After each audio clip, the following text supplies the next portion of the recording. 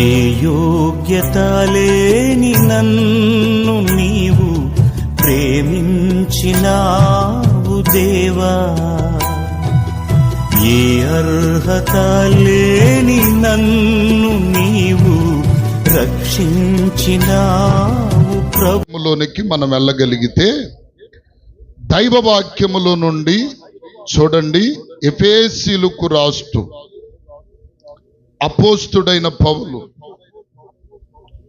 మాట్లాడుతూ చూడండి, 4వ అధ్యాయము ఎఫెసీయులకు రాసిన పత్రిక 4వ అధ్యాయము 11వ చరణము చదువుకుందాం. మనమందరము విశ్వాస విషయములో దేవుని కుమారుని గూర్చిన జ్ఞానము విషయములోను ఏకత్వము పొంది సంపూర్ణమైన పురుషులము అగువరకు, అనగా ఈ మాట జాగ్రత్తగా వినండి, క్రీస్తునకు కలిగిన సంపూర్ణతకు సమానమైన సంపూర్ణత కలవారము అగువరకు ఆయన ఇలాగు నియమించెను. స్తోత్రం చెప్పండి, గట్టిగా సంతోషంగా చెప్పండి, హల్లెలూయా. గమనించండి ప్రియులారా, దైవజనుడును అపోస్తలుడైనటువంటి పౌలు ఏమండి ఎఫెసులో ఉన్నటువంటి సంఘమునకు పత్రికను వ్రాస్తూ ఆ సంఘ ప్రజలతో చెప్పుతున్నటువంటి ఒక ప్రాముఖ్యమైనటువంటి విషయం ఇది. ఈ విషయములో మాట్లాడుతూ పౌలు ఏమంటాడంటే, ప్రియులారా, సంఘ బిడ్డలారా, మనమందరము కూడట విశ్వాస విషయములోను దేవుని కుమారుని గూర్చిన జ్ఞాన విషయములోను ఏకత్వము కలిగిన వారమై ఉండి, అంతేకాకుండా అక్కడ ఇంకొక ముఖ్యమైన మాట ఏమంటాడంటే, ఇదిగో ప్రియులారా, ఏకత్వము పొంది సంపూర్ణ పురుషులము అగువరకు, అనగా అక్కడ ఏమంటాడంటే క్రీస్తునకు కలిగినటువంటి సంపూర్ణతకు, ప్రభువైనటువంటి యేసు క్రీస్తు ఒక సంపూర్ణత కలిగినటువంటి వాడై ఉన్నాడు గనుక ఆయన ఎట్టి సంపూర్ణతలో ఉన్నాడు, ఆయన ఎట్టి సంపూర్ణత కలిగిన వాడై ఉన్నాడో అట్టి సంపూర్ణత కట మనమందరము సమానము కలిగిన వారిగా రావాలట. స్తోత్రం చెప్పండి గట్టిగా. ఎలాగున అంటే, యేసు ప్రభుల వారు ఒక సంపూర్ణత కలిగి ఉన్నాడు, ఆయన ఒక ప్రత్యేకమైన సంపూర్ణతలో ఉన్నాడు.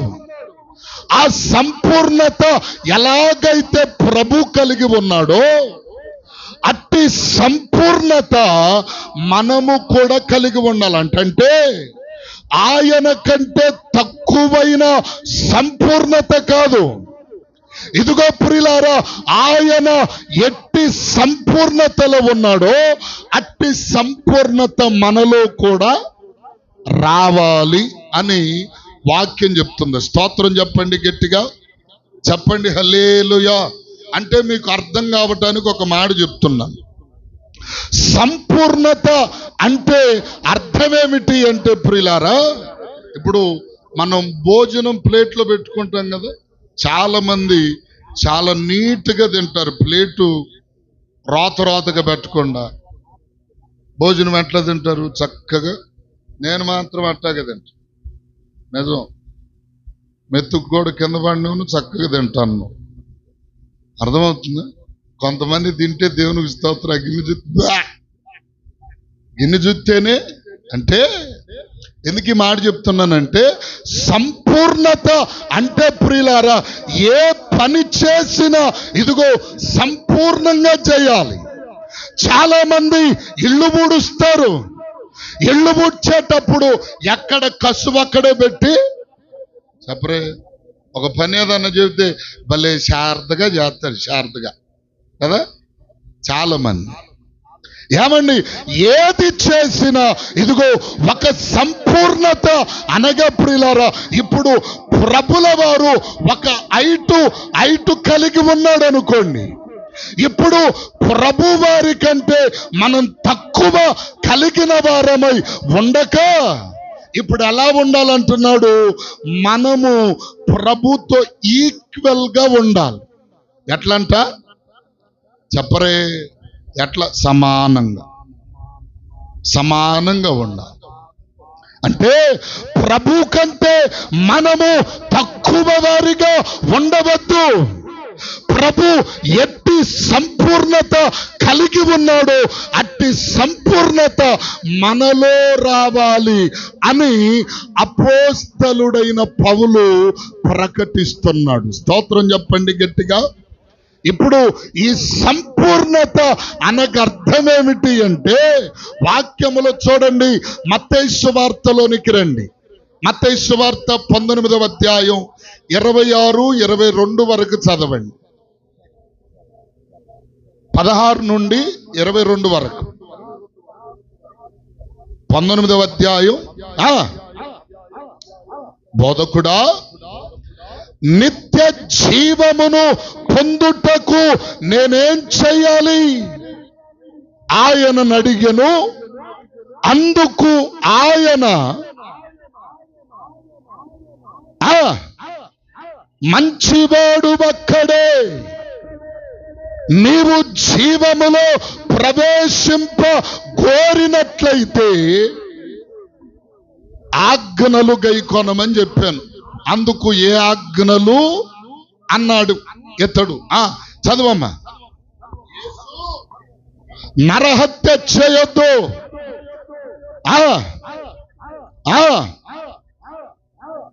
అబద్ధ సాక్ష్యములు పలుకవద్దు, తల్లిదండ్రులను సన్మానింపుము, నిన్ను వలె నీ పొరుగు వారిని ప్రేమించుము అనునవియే అని చెప్పను. అందుకు ఆ యవనస్తుడు, ఇవన్నీ అనుసరించుచూనే నున్నాను, ఇంకా నాకు కొదువ ఏమని ఆయనను అడిగెను.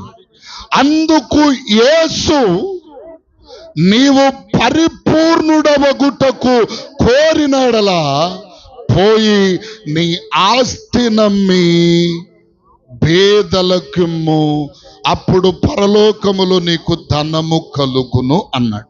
స్తోత్రం చెప్పండి గట్టిగా.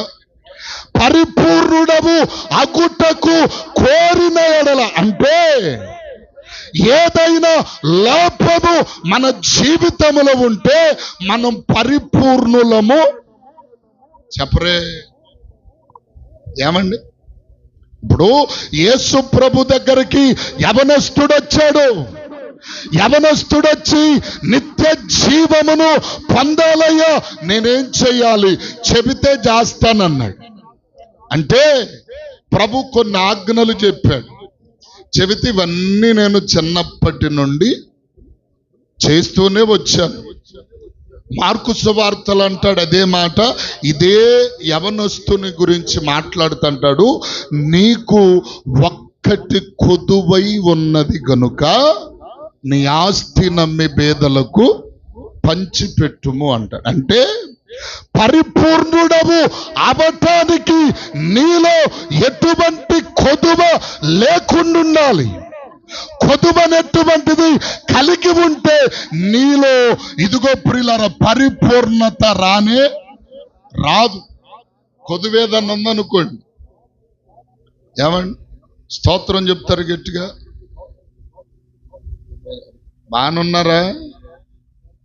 నన్ను అడగండి, బానున్నావు నువ్వు? హల్లెలూయా. ఏమండి, ఇప్పుడు పరిపూర్ణుడవు అగుటకు కోరితే నీవేం చేయాలి?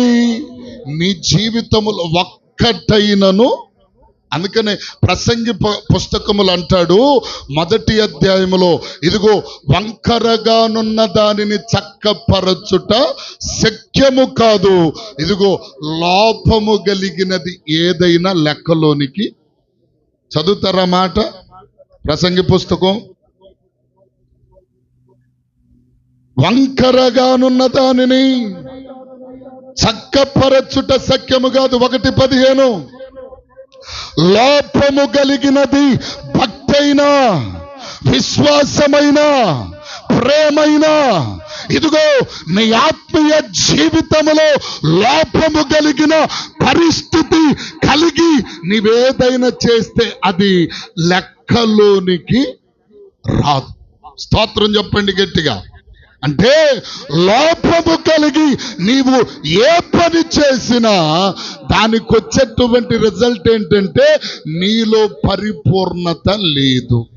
స్తోత్రం చెప్తారు గట్టిగా.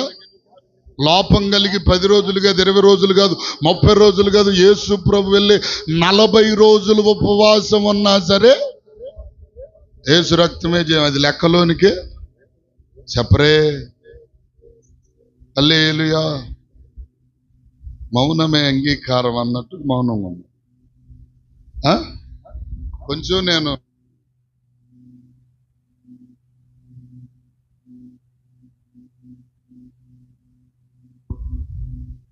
బాధగా ఉంటుంది.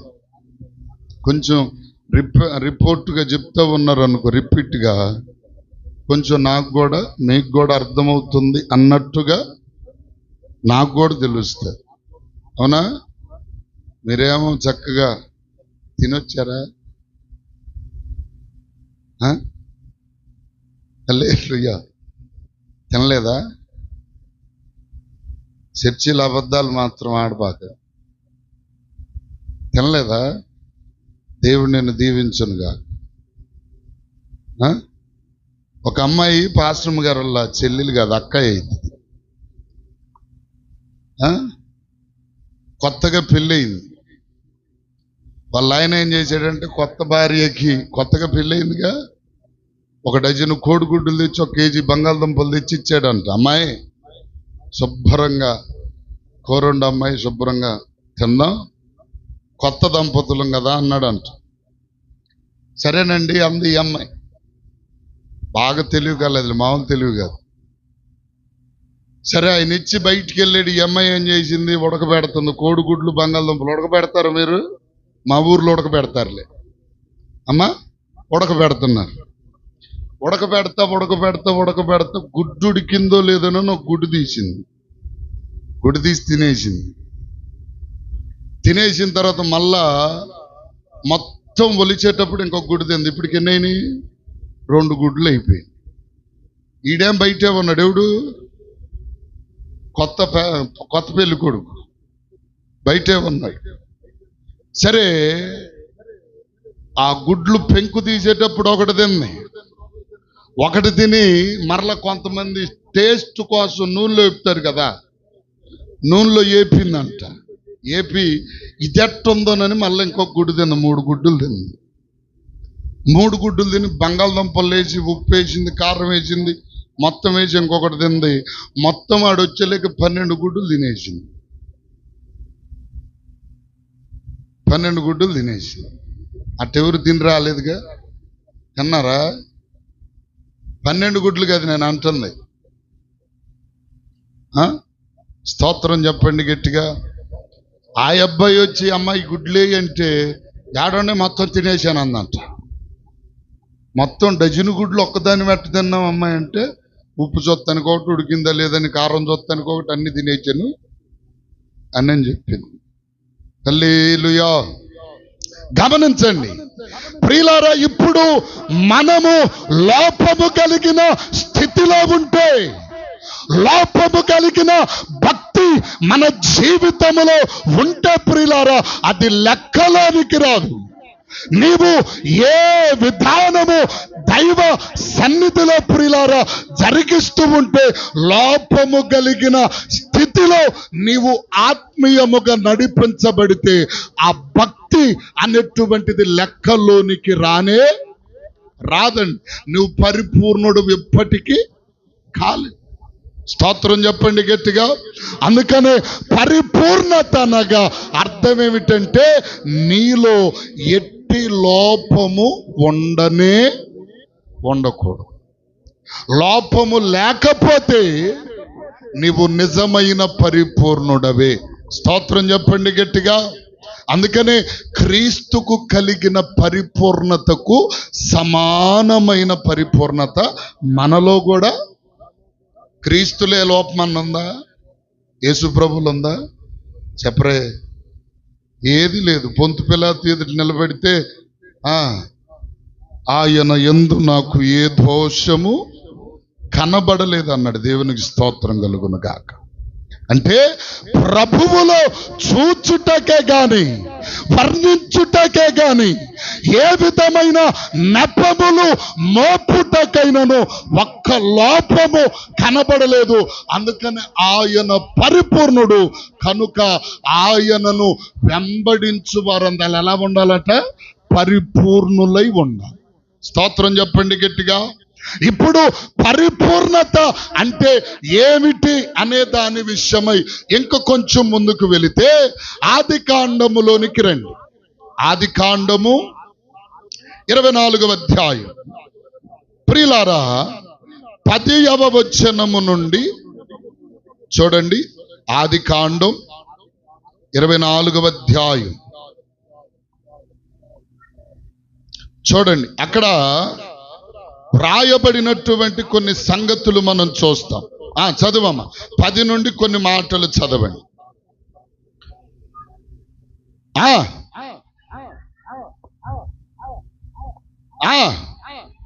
అతడు లేచి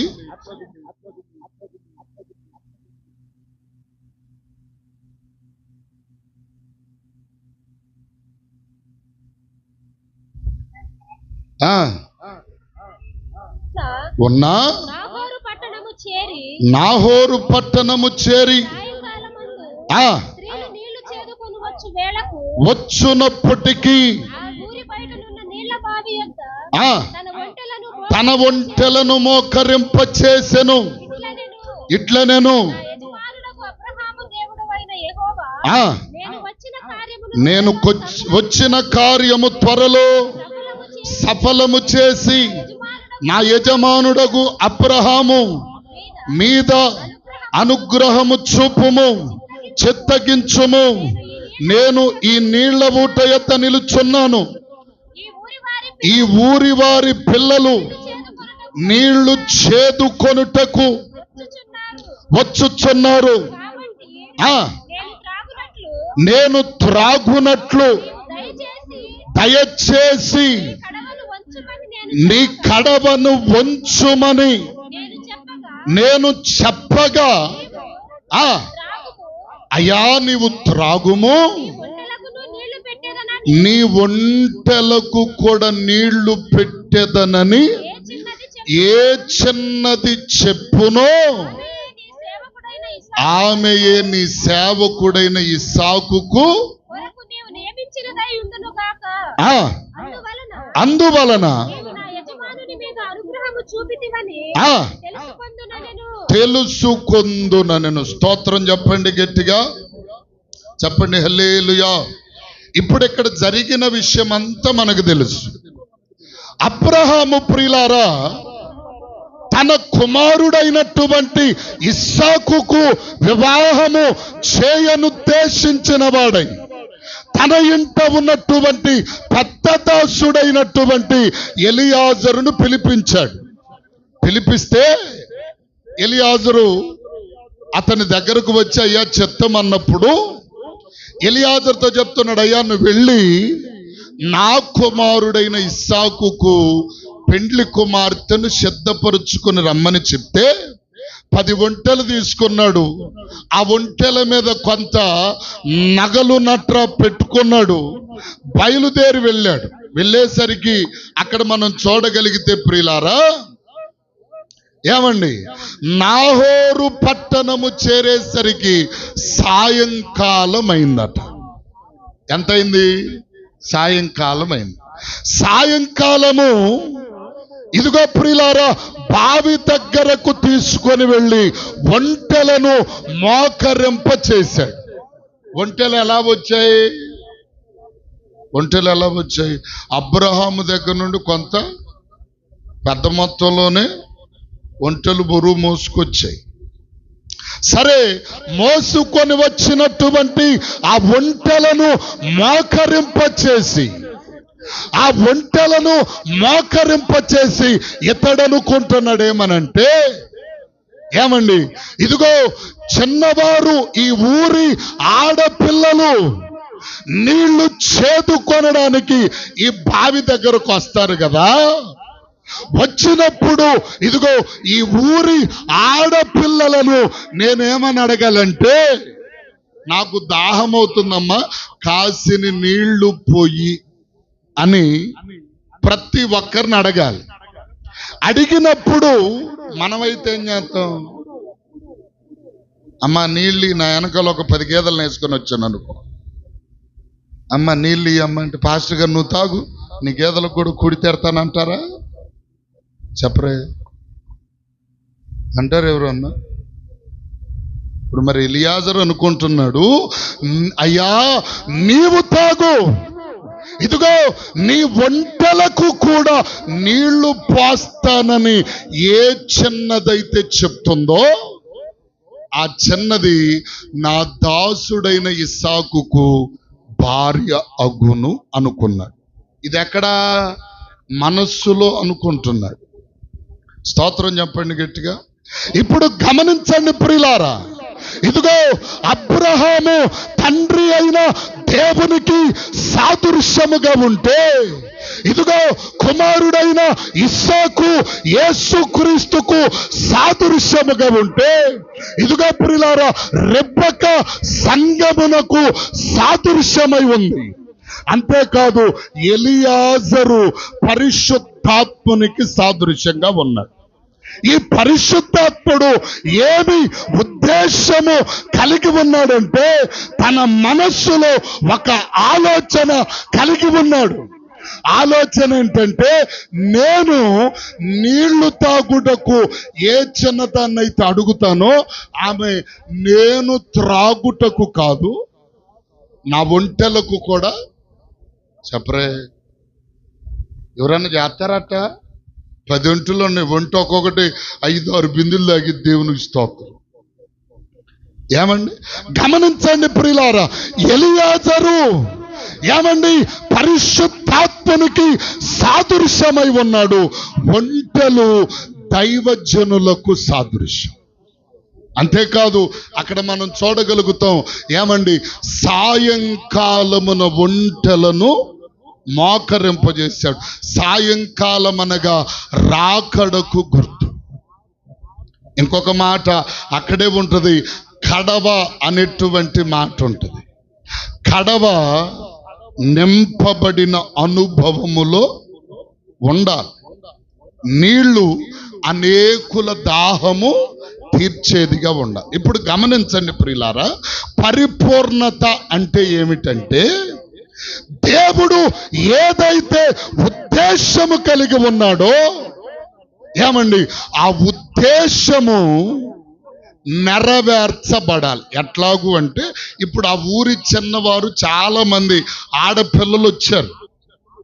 అందరిని అడిగితే వాళ్ళయ్యా తాగని తమ కడవ నుంచి ఆయనకే నీళ్లు పోశారు, కానీ ఎవ్వరు కూడా నీ ఒంటెలకు కూడా పోస్తామని ఎవ్వరును చెప్పలేదు.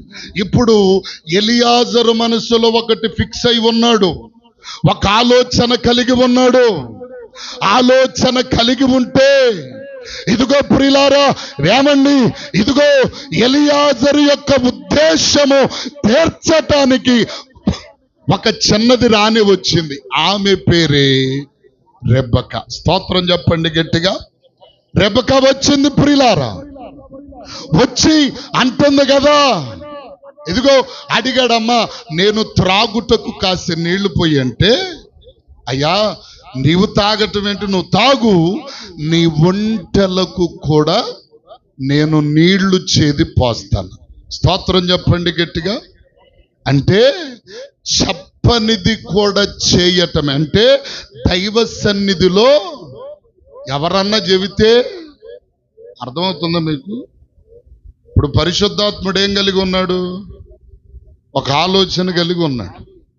ఆలోచన ఏంటంటే నా బిడ్డలైనటువంటి వారు ముందుగానే ప్రతిదీ కూడా భారముగా తీసుకొనకుండా బాధ్యతగా తీసుకొని ప్రతి కార్యమును నా మనస్సులో ఉన్నటువంటి ఉద్దేశమును నెరవేరుస్తారు అని చెప్పి దేవుడు ఎదురు చూస్తా ఉన్నాడు. కానీ మనం ఎవరన్నా చెబితే గాని చెప్పరే, అన్నం మాత్రం ఎవరు చెప్పకుండా చెప్పరే. హల్లెలూయా. ఏందమ్మాయా? హల్లెలూయా. దేవుని పరిచర్యలో ఇదిగో ప్రియులారా, ఎవరన్నా చెబితే చేసేది కాదు, చెప్పేటువంటిది ఆజ్ఞ. కానీ మనస్సు ఎరిగి చేసేదే పరిపూర్ణత. స్తోత్రం చెప్పండి గట్టిగా. నీవు దేవుని మనస్సు నెరిగేదైనా పని చేస్తున్నావా? సంఘములో ప్రియులారా, ఇదిగో దేవుని బిడ్డగా ఉండి, దైవ ప్రజగా ఉండి, దేవుని పిలుపును ఇదిగో వింటూ దేవుని ఉద్దేశములను నెరవేరుస్తున్నావంటే ఎప్పుడు దేవునికి స్తోత్రం. ఎక్కడేసేవరా గొంగలంటే చెప్పరే, అక్కడే. హల్లెలూయా చెప్పండి అంటే హల్లెలూయా. నేను చెబితే చేస్తారా? స్తోత్రం చెప్పండి గట్టిగా. ప్రార్థనకు రావాలంటే అనౌన్స్మెంట్ చేసి మైక్ పెట్టి సిద్ధమైందని లేక రావాలా అంటే, మీలో మీకు ఎప్పుడైతే ఇదిగో పరిపూర్ణత వస్తుంది, ఆటోమేటిక్గా వాళ్ళ ప్రార్థన ఉందో పలాంటి టయానికి వెళ్ళిపోవాలి. అది పరిపూర్ణ అంటే చెప్పినది చేయటం కాదు, దేవుని మనస్సులో ఉన్నది నెరవేర్చటమే పరిపూర్ణత. స్తోత్రం చెప్పండి చెప్పండి హల్లెలూయా.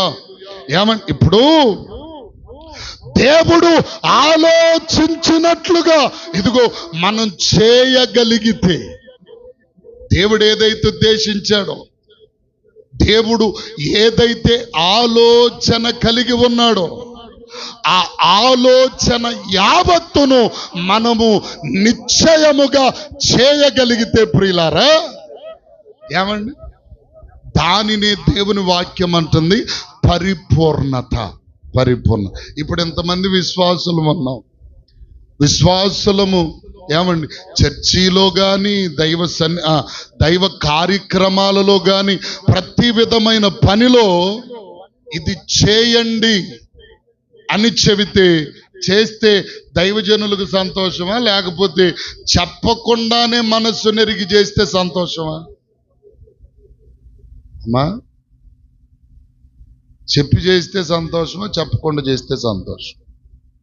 చెప్పకుండా చేస్తే, అమ్మా నా కుమార్తె, నా కూతురా, నా మనస్సులో ఉన్నదాన్ని నువ్వు చెప్పరే, నెరవేర్చావు, నా మనస్సరికి నీవు నడిపించబడ్డావు అని చెప్పి దైవజనుడైన దేవుడైనా సరే ఏం చేస్తాడు తెలుసా? సంతోషపడతాడు. దేవునికి స్తోత్రం చెప్పండి గట్టిగా.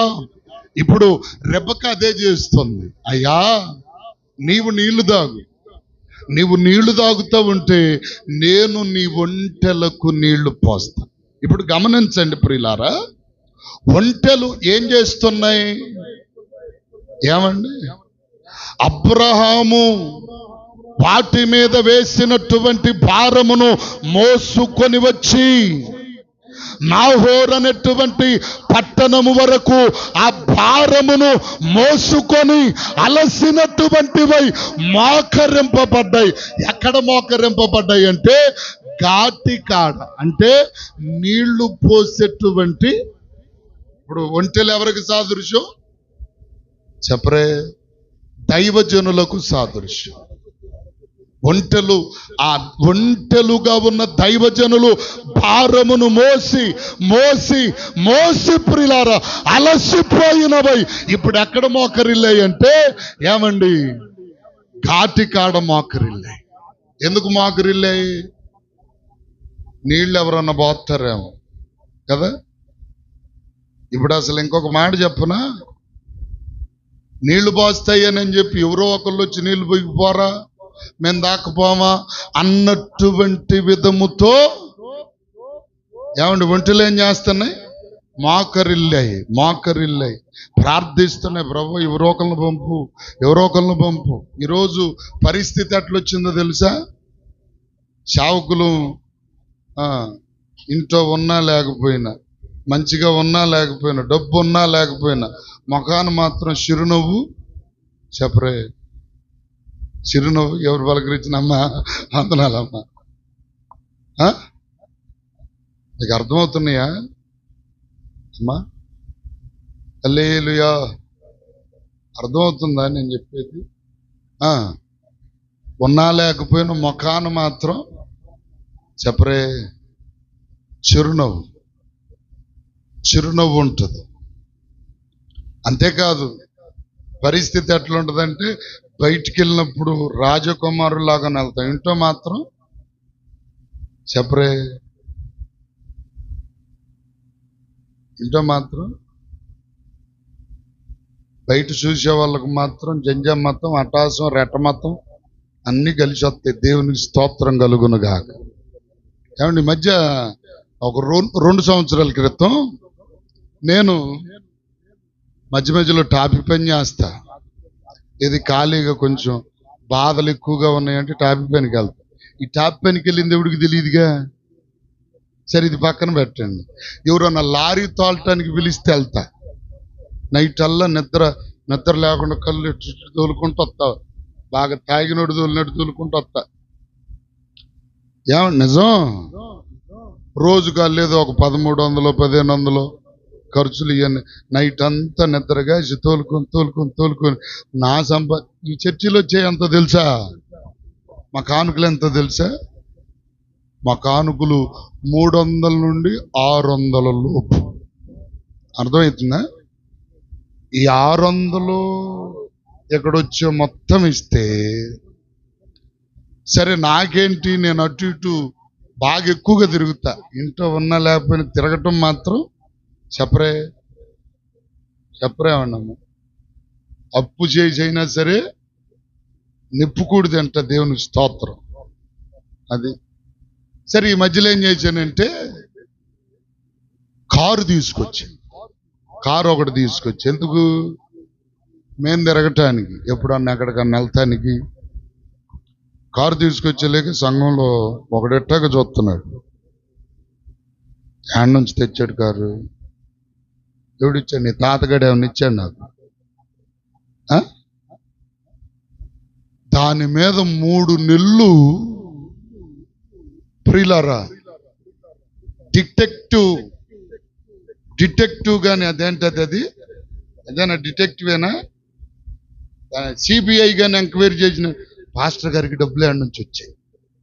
ప్రతి నెల నా తెప్పలేదు నేను పెట్టి దానికి కిస్తీలు కట్టుకుంటుంటే ఏమండి పాస్టర్ గారు బల్లే సొక్క వేసాడే, పాస్టర్ గారు బల్లేగా ఉన్నాడే. పాస్టర్ గారు ఎప్పుడు ఇలా కళ్ళన్నీ దేవునికి స్తోత్రం. ఎక్కడేమో ఏమి లేదు, వెనకేం లేదు. హల్లెలూయా. నిజం, వెనకేమి లేదు. కానీ ఎక్కడి నుంచి వచ్చింది కారు? నువ్వు ఇచ్చావురా, నువ్వు 3 నెలలు ఈయనొకళ్ళు ఇంకొకళ్ళు ఇద్దరేందుకు గూడు పుట్టాను. చర్చి బయటికి వెళ్ళి ఎక్కడి నుంచి వచ్చింది అబ్బాయి? పాస్టర్ గారికి డబ్బులు ఎవరు వేసారు. ఒకవేళ సంఘం గురించే వేసి ఉంటారు. సంఘం గురించి అయితే నీకేమన్నాడా? ఏమండి నా తిప్పలు నేను పడి నేను ఎందుకంటే ఘాటి కాడ ఇదిగో మోకరించబడినటువంటి ఒంటలు ఎందుకు మోకరిల్లాయంటే ఎవరైనా పెడతారేమో అందుకనే మంచి సమరయుడు దెబ్బలు తగినటువంటి వ్యక్తిని తీసుకొని వెళ్ళి ఎవరికి అప్పగించాడట? పోట కొండ్లవాడు అనగా ఏ పూట కాపోట తినటువంటి వాడు. ప్రియులారా, ఇదిగో ఎవరో ఇస్తే, ప్రభు పంపిస్తే, ఇదిగో ప్రియులారా ఆ వచ్చిన దానితో ఆ పూట తిని బ్రతికెటువంటి వాడే పోటకోళ్ళవాడు. దేవునికి స్తోత్రం చెప్పండి గట్టిగా. ఏమండి? కానీ ఆరాలు ఎట్టొస్తాయో తెలుసా? నువ్వేసేది ఎక్కడ? పదే పదే నేను పాడుకో. ఏదది? పాట ఉందిగమ్మా, 20 కాదు అబ్బాయి, డమ్ము కొట్టు అబ్బాయి. ఏమంటే బాలసుబ్రహ్మణ్యం గారు పాడాడు ఆ పాట. పదే పదే నేను పాడుకోన మనసంత పులకిన్ నీ సాక్షిగా, మరి మరి నేను పాడుకోన నీ ఇప్పుడు ఆ పాటలో ఉన్న పదే ఉంది చూసావా? ఆ పాటలో ఉన్న నువ్వేసేది 10, దీనికి 33 రకాలైన ఆలోచనలు. దేవునికి స్తోత్రం కలుగును గాక. వేసేదేమో 10. ఇంకొక మాట చెప్పనా? ఈ మధ్య ఏమండి చాలా మంది మా సంఘంలో సంగతి చెబుతున్నారు, మీ సంఘంలో నాకు తెలియదు కదా. హల్లెలూయా. అమ్మా, దేవునికి స్తోత్రం కలుగును గాక. అంటే దైవజనులు భారము భరించి, భారము మోసుకొని వచ్చి ఘాటి దగ్గర మోకరిల్లితే ఇప్పుడు రెప్పక అంటుంది, నీకే కాదయ్యా ఇదిగో ఆ ఒంటెలకు కూడా పోస్తా. ఆ ఒంటెలకు కూడా చెప్పరే, ఆ ఒంటెలకు కూడా నీళ్లు చేతి పోస్తాను. ఇదిగో పరిశుద్ధాత్ముని యొక్క మనస్సులో, దేవుని యొక్క మనస్సులో ఉన్నటువంటి ఆలోచన ఎవరైతే ఎరిగి ప్రతి కార్యము చేస్తారో ఏమండి, వారు పరిపూర్ణులైన వారు. స్తోత్రం చెప్పండి గట్టిగా. నీవు పరిపూర్ణులుగా మారాలంటే దేవుని మనస్సులో ఉన్న ఉద్దేశాలన్నీ చెప్పరే, దేవుని మనసులో ఉన్న ఉద్దేశాలన్నీ నెరవేర్చాలి. అందుకనే దేవుని యొక్క వాక్యములో చూడండి ప్రియులారా, మనం ఒక మాట చూడగలిగితే అక్కడ అపోస్తల కార్యగ్రంథం 21వ అధ్యాయములో 13:21 చూడండి. ఒక మాట చూసి ముందుకు వెళ్దాం. అపోస్తల కార్యగ్రంథం ముగించేస్తాను, ఇంకా 2 మాటలు చెప్పి. 13వ అధ్యాయం. ఆ తరువాత వారు రాజు కావలనని కోరగా దేవుడు కీషు కుమారుడైన సౌలును వారికి దయచేసెను. తరువాత అతనిని తొలగించి దావీదును వారికి రాజుగా ఏర్పరచెను. చదవమ్మా. యెషయి కుమారుడైన దావీదును కనుగొంటిని, అతడు నా ఇష్టానుసారుడు, నా ఉద్దేశములన్నీ నెరవేర్చువాడు. స్తోత్రం చెప్పండి గట్టిగా. ఇప్పుడు సౌలును కొట్టివేసి దావీదును ఏర్పరచుకొనడానికి కారణం ఏంటంటే దేవుడే అంటాడు, అతడు నా ఇష్టానుసారుడు, నా ఉద్దేశం. ఉద్దేశం అంటే ఏంటి చెప్పరే? ఉద్దేశం అంటే ఏంటి? దేవునికి ఒక ఉద్దేశం ఉంది, మనకు కూడా. బయటికి కనపడేది ఒకటే, లోపల ఒక ఒరిజినాలిటీ ఆలోచన ఉంటుంది. అర్థం కాదు? మీలో ఎంతమంది కోడళ్ళు ఉన్నారు? చేతులు ఎత్తండి. కోడలు లేరు ఎవరికి? మగ పిల్లలే లేరా మీకు? పెళ్ళిళ్ళు అయిన వాళ్ళు లేరా? మరి చేతులు ఎత్తడానికి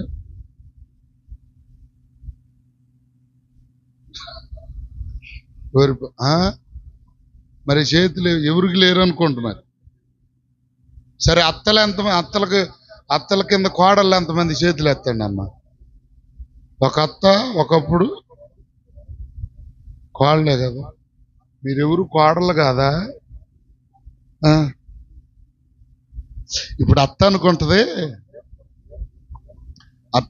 నేను పనికెళ్ళో లేకపోతే ఊరికెళ్ళో ఇంటికి వెళ్ళంగా నా కోళ్ళు, అత్తయ్య ఇదిగో మంచినీళ్ళు అని చెప్పి ఎదురు తీసుకొని రావా అని మనసులో అనుకుంటుంది. తీసుకురాకపోతే గుర్రు పెట్టుకుంటుంది. నేను ఈ రకం ఎండలో నడిచి వస్తే ఎదురొచ్చి మంచినీళ్ళు, ఒకవేళ కొంచెం కొడుకు ఎక్కేసే తల్లి అనుకో, రే నేను ఆ రకం బాధపడి వచ్చి నీ భార్య మంచం మీద పడుకొని కుర్చీలో కూర్చొని టీవీ చూస్తే లెగవను కూడా లెగవలేదురా, మంచిలు కూడా ఇవ్వలేదురా అని చెప్తుంది. అవునా కదా? జరిగే సంగతులు అంటే మనస్సులో ఉన్న ఉద్దేశం నెరవేరితే. ఇప్పుడు దావీదును గురించి దేవుడు అంటాడు, ఏమండి, అతడు నా ఇష్టానుసారుడు, నా ఉద్దేశములన్నిటినీ నెరవేర్చువాడని. సౌలును కొట్టివేశాడు, సౌలును పక్కకు త్రీసివేసి దావీదును ఏర్పాటు చేసుకున్నాడు దేవుడు. స్తోత్రం చెప్పండి గట్టిగా. కారణం ఏంటంటే దేవుని మనస్సును ఎరిగి ప్రతి కార్యము చేసేవాడంట దావీదు. దేవుని చెప్పరే, ఒకరోజు అడవిలో గొర్రెలు మేపుతా ఉన్నాడు. గొర్రెలు మేపుతా ఉంటే అమాంతంగా, ప్రియులారా, అమాంతంగా ఒక ఎలుకబంటి గొర్రె మీద పడి ఆ గొర్రె పిల్లని ఎత్తుకొని వెళ్తా ఉంది. ఇప్పుడేం చెయ్యాలి? నానా, ఎలుకబంటి వచ్చి గొర్రె పిల్లని ఎత్తుకొని వెళ్ళిపోతుంది, ఏం చేయమంటావు అని తండ్రిని అడగల. వెంటనే ఇదిగో ప్రియులారా, దాని వెంట వెళ్ళి దాన్ని పోరాడి దాని నోట నుండి, ఇదిగో ఎలికిబంటి నోట నుండి గొర్రె పిల్లను రక్షించిన వాడు దావీదు. అంటే తండ్రి చెప్పక మునుపే, చెప్పరే, తండ్రి చెప్పక మునుపే తన మనస్సులో ఉన్న ఉద్దేశమును ఎరిగాడు. అంతేకాదు, రెండవసారి ఇదిగో ప్రియులారా, సింహమే వచ్చింది. సింహం వచ్చి గొర్రె పిల్లను నోట పట్టుకొని వెళ్ళిపోతా ఉంటే వెంటనే మరల తండ్రిని అడగల. తండ్రిని అడగకుండా ఏం చేశాడు? సింహముతో పోరాడి తన నోట కరస పడినటువంటి ఆ గొర్రె పిల్లను విడుదల పరిచి తీసుకొచ్చాడు. స్తోత్రం చెప్పండి గట్టిగా, హల్లెలూయా. ఏమండి చూడండి, అంటే దేవుని మనస్సులో దావీదు ఇది చేస్తే బాగుంటది అని తలంచు కొనక మునుపే దావీదు ఏం చేస్తున్నాడు? చెప్పరే, అన్నిటినీ దేవుడు చెప్పకముందే ఇప్పుడు ఏమండి, ఎలికిబంటి వచ్చింది, సింహం వచ్చింది, తండ్రి చెప్పక మునుప కార్యాలు చేశాడు. ఇప్పుడు అమాంతంగా గొల్యాతే వచ్చాడు. గొల్యాతు వస్తే ఇప్పుడు ఏం చెయ్యాలి? ఏమండి ఏం చెయ్యాలి? గొల్యాతు వచ్చాడు. గొల్యాతు వస్తే ఇదిగో ప్రియులారా, వెంటనే గొల్యాతు మీద యుద్ధానికి బయలుదేరాడు. దేవునికి స్తోత్రం చెప్పండి గట్టిగా. ఏమండి అంటే దేవుని మనస్సులో ఏదైతే ఉద్దేశం కలిగి ఉన్నాడో ఆ ఆలోచనలన్నీ దావీదు ఏం చేస్తున్నాడు? నెరవేరుస్తున్నాడు. ఇప్పుడు మనం గమనిస్తే ఇదిగో ప్రియులారా, నేను అడిగితే చేసేదేమంటారు? ఏమండి? అడిగాను అనుకోండి, చేస్తే ఏమంటారు? పరిపూర్ణత కాదు అది. అడగకుండా చేసేది మనస్సు నెరిగి చేయడం. అందుకనే ప్రియులారా, ఇదిగో చెప్పినది చేస్తే పరిపూర్ణత కాదు, చెప్పకుండా ఏదైతే నువ్వు చేస్తావో అదే పరిపూర్ణత. అయితే ఇక్కడ ఆ దావీదు దేవుని ఉద్దేశములన్నిటినీ ఎరుగుతూ ఏమేం చేశాడో తెలుసా? ఇదిగో కీర్తనలు వ్రాయటం ప్రారంభించాడు. కీర్తనలు దేవుని యొక్క ఉద్దేశం ఏంటి? దేవుని యొక్క ఉద్దేశం ఏంటి? కీర్తనలు వ్రాశాడు. కీర్తనలు వ్రాస్తూ మరల కీర్తనలకు ఏం చేయాలనుకున్నాడు? తాళాలు, మేళాలు, తంతి వాయిద్యములు, తంబురలు, సితారాలు ఇవన్నీ కూడా చేయించాడంట. వాయిద్యములు వాయిస్తూ పాటలు పాడటం ప్రారంభించాడు. అది దేవునికి చెప్పరే చాలా ఇష్టమైనటువంటి. అందుకని దేవుడు అంటాడు, ఇదిగో అతడు నా ఇష్టానుసారుడు, నా ఉద్దేశములన్నిటినీ నెరవేర్చువాడు. ఈరోజు దేవుని బిడ్డలుగా మనం దేవుని ఉద్దేశాలు నెరవేరుస్తున్నామా? ప్రార్థన అనగానే పొలం అంట బైబిల్ ఒక చేతులు పట్టుకొని పరిగెత్తుకుంటూ చర్చిలోకి వచ్చి పాటలు పాడినంతసేపు కాసేపు దేవునికి స్తోత్రం, వాళ్ళతో పాడిన పాడకపోయిన నోరు పెదవులు గదిపిస్తే సరిపోద్ది. తర్వాత ఆరాధనలో వాళ్ళతో పాటు మా చర్చిలో కాముందు చప్పట్లు కొట్టిద్ది, దేవునికి స్తోత్రం. ఏమండి? మళ్ళీ కొట్టిద్ది. మీకు కూడా ఎప్పుడైనా దేవుని చిత్తమై చూపిస్తా, కొడితే మీ ముఖాలు కూడా పగిలిపోతాయి. నిజం. హల్లెలూయా చెప్పరేమండి? హల్లెలూయా కూడా చెప్పరేంటి? ఈడాడోడు అనుకుంటున్నాడా? హల్లెలూయా చెప్పండి. హల్లెలూయా. ఏమండి? ఆరాధన జరిగేటప్పుడు 1 కిలోమీటర్ దూరంలో ఎవరు ఉండకూడదు. నిజం. చర్చి ఆమె చుట్టూ ఒక కంచేస్తారన్నమాట. ఎడి తిరిగి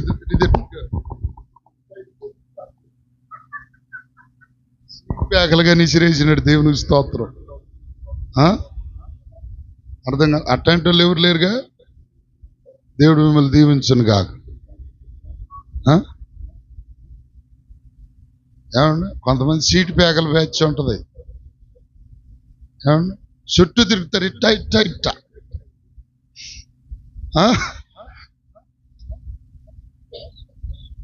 అర్థం కాల. అట్టెవరు ఉండబాకండి. హల్లెలూయా. మనస్సు నెరిగి చేయగలిగితే ప్రియులారా అది దేవునికి ఇష్టమైన. అందుకనే దానినే సంపూర్ణత అంటున్నాడు. అందుకనే ఇంకొక మాటలో మనం చూడగలిగితే ప్రియులారా, చూడండి దేవుని యొక్క వాక్యములో 132వ కీర్తన 10వ చరణం చదవండి ఒకసారి. 132వ కీర్తన 10వ చరణం.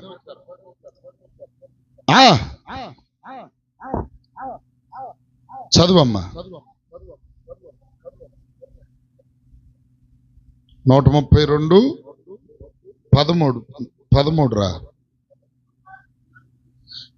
యెహోవా సియోనును ఏర్పరచుకొని ఉన్నాడు, తనకు నివాసముగా దానిని కోరుకున్నాడు.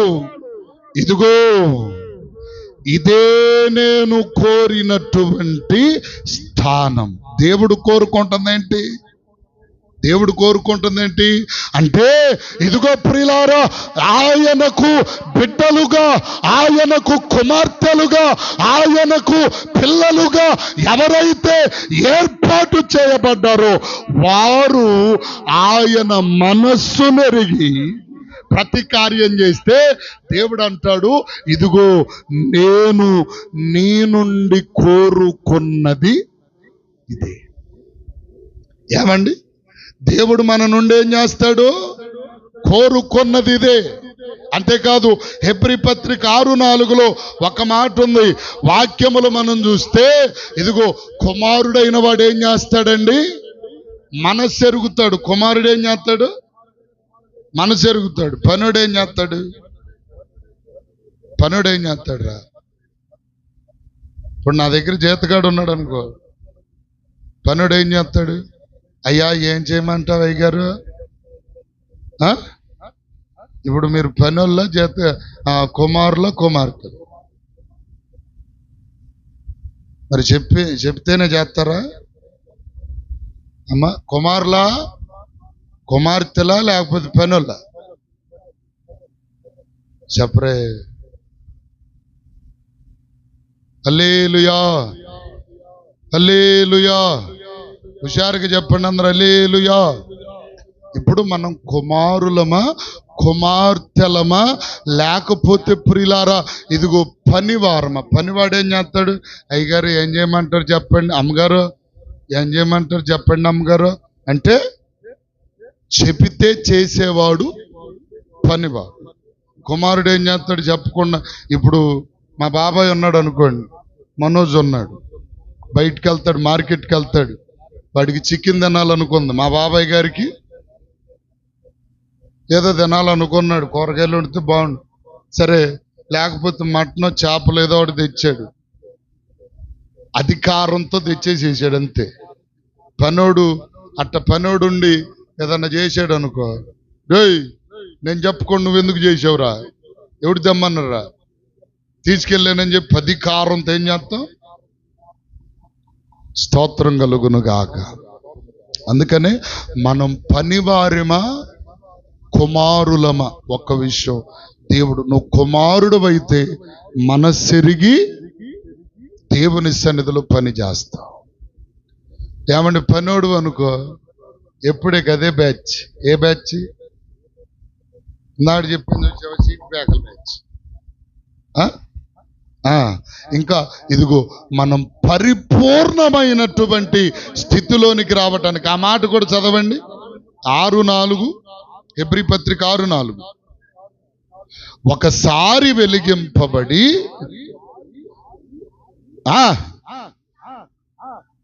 పరిశుద్ధాత్మవరములో పాలివారై దేవుని వాక్యమును రాబోవు యుగ సంబంధమైన శక్తుల ప్రభావమును అనుభవించిన తరువాత తప్పిపోయిన వారు తమ విషయములో దేవుని కుమారుని మరలా సెలవు వేస్తున్నారు. ఒకసారి రుచి చూశాం. ఒకప్పుడు లోకంలో పాపంలో శాపములో శాపగ్రస్తమైన జీవితాలు అనుభవిస్తూనే ఇప్పుడు దేవుని కృప ఇదిగో సమస్తమును దేవుని వాత్సల్యతను రుచి చూసాం. రుచి చూసి కూడా ఇప్పుడు ఏం చేస్తాం? కొంతమంది మరలా లోకంలోకి జారిపోయిన వారిని గురించి దేవుడు అంటాడు, మీరు దేవుణ్ణి మరలా సిలువేస్తున్నారు. అందుకని మనలో పరిపూర్ణత రావాలంటే మనలో ఉండవలసింది ఇదిగో ప్రభు పరిపూర్ణుడు గనక ప్రభులో ఉన్నటువంటి క్వాలిటీస్ ఏంటో చెప్పనా? ప్రభు ప్రేమలో పరిపూర్ణుడు, విశ్వాసములో పరిపూర్ణుడు, పరిశుద్ధతలో పరిపూర్ణుడు, ఒకరి ఎడల ఇదిగో ఒకరిని సహించటములో పరిపూర్ణుడు. ఆయనలో ఇదొంది ఇది లేదనడానికి లేదు. ఆయనలో అన్ని ఏమండి చూడండి అన్ని కలిగి ఉన్నాడు. అందుకనే ఆయన పరిపూర్ణుడు. ఇప్పుడు మనలో కూడా ఏముండాలి? వాక్యములో చెప్పండి, వాక్యములో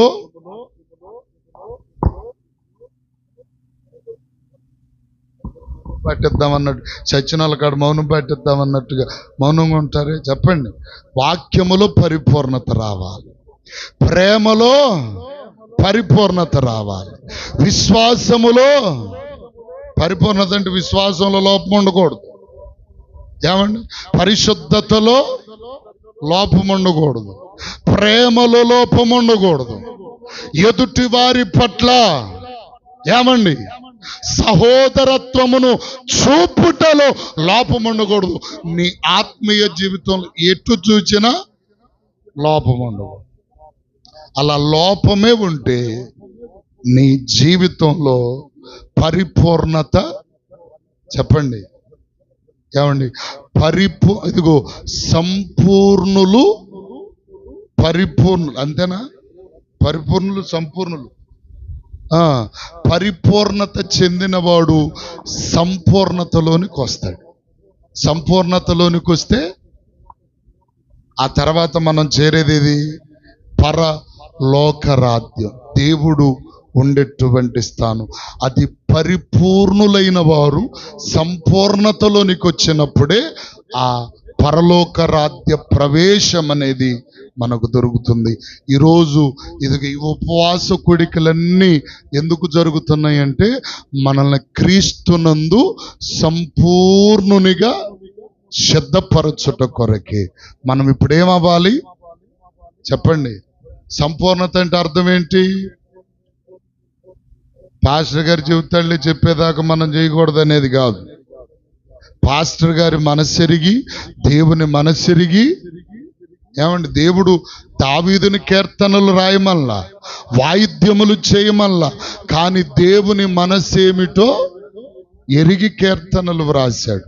దేవుని మనస్సేంటో ఎరిగి తంతి వాయిద్యములన్నిటినీ 51వ కీర్తనలు అన్ని వాయిద్యాలు ఉన్నాయి.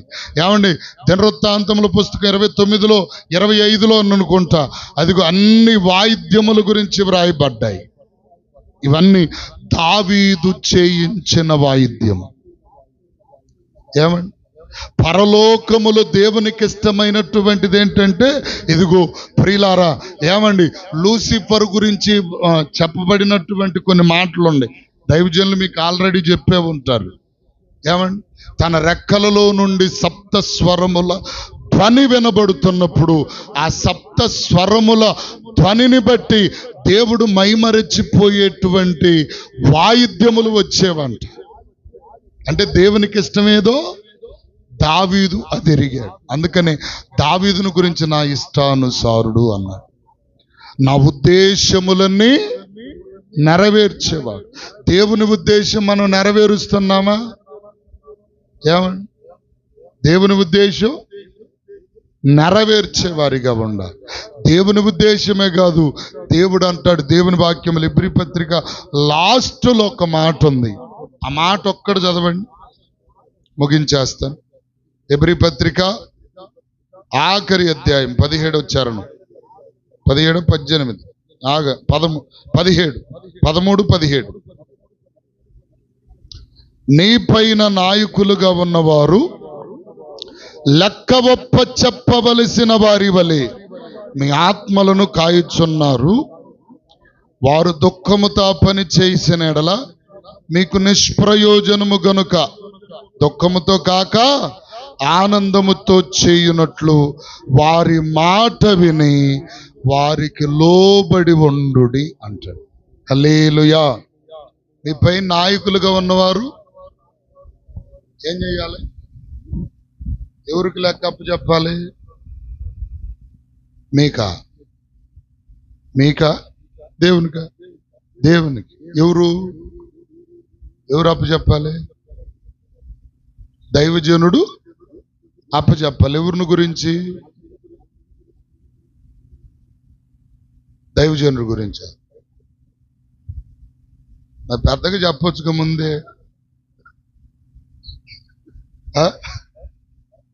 దైవజనుడు తన కుటుంబం గురించే కాదు, ఎవరి గురించి చెప్పాలి? సంఘం అంతటి గురించి, సంఘములో ఉన్న ప్రతి బిడ్డను గురించి దేవునికి లెక్క.